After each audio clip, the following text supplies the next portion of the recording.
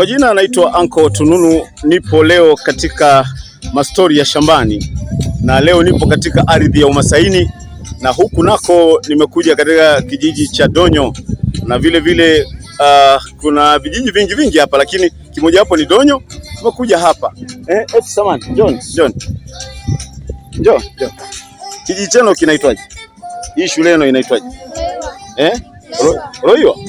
Hebu angalia hapa afu mniambie shule yenu inaitwaje? Loiwa. Wewe jina lako unaitwa nani? Gracious. Uko darasa la ngapi? La sita. Wewe je? Rebecca. Wewe? La tano. Wewe bibia? Ziki. Wewe Masai kabisa umeamua uvae kabisa shuleni au sio? Ukiwa mchumba ukimaliza shule lakini. Au sio? Hapa usiondoke kwanza. Hapa unatarajia kuwa nani wewe katika maisha yako? Daktari. Na darasani vipi? Mambo yanapanda kweli kweli? Hii inaitwa shule inaitwaje?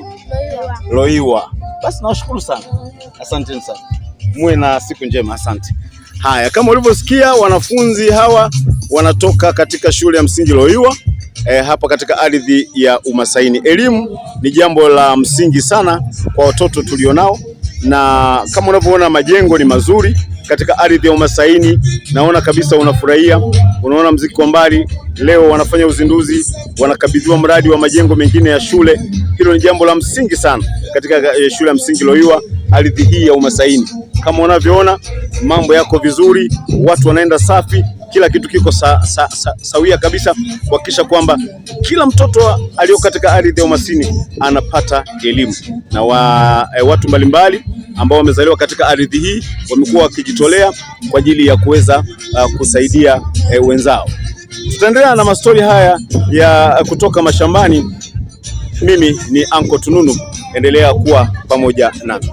Leo niko katika ardhi ya Umasaini ambako huku ni kwa wafugaji, lakini swala la elimu kwao limekuwa ni jambo la msingi sana. Kupewa madarasa haya na yatarahisisha, lakini wana changamoto. Wanasema kwamba wanahitaji wawekewe ukuta, kwa sababu wao ni wafugaji, kuna mifugo inaingia wakati mwingine, hivyo ukuta utasaidia vile mazingira ya shule yawe katika hali nzuri. Kuna mama mmoja hapa ananiangalia vizuri kweli, huyu alivaa vazi la kijani.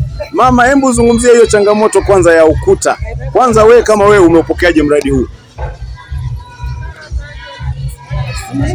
Kama mimi nimepokea mradi huu kwa furaha sana. Yaani nimepokea kwa furaha sana. Kwa sababu shule yetu imekuwa ya kwanza kuliko mashule yote. Imeboreshwa, imekaa vizuri, ila tuna changamoto tu ya mazingira. Ukuta tunaomba tuwekewe ukuta, na tunaomba tuongezewe nyumba ya walimu, maana walimu wetu wengine wanatoka mbali. Kwa hiyo tunataka tuongezewe walimu, maana walioko mahali hapa wako vizuri, kiteknolojia wanaenda vizuri na wanafundisha vizuri. Tumefurahi kwa kweli. Shule yetu imepewa kipaumbele kwa watoto na walimu wao. Asanteni.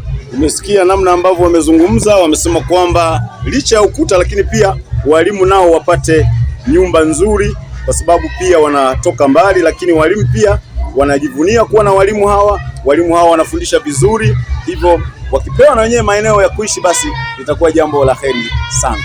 Niwatakie siku njema na baraka tele. Asanteni jamani.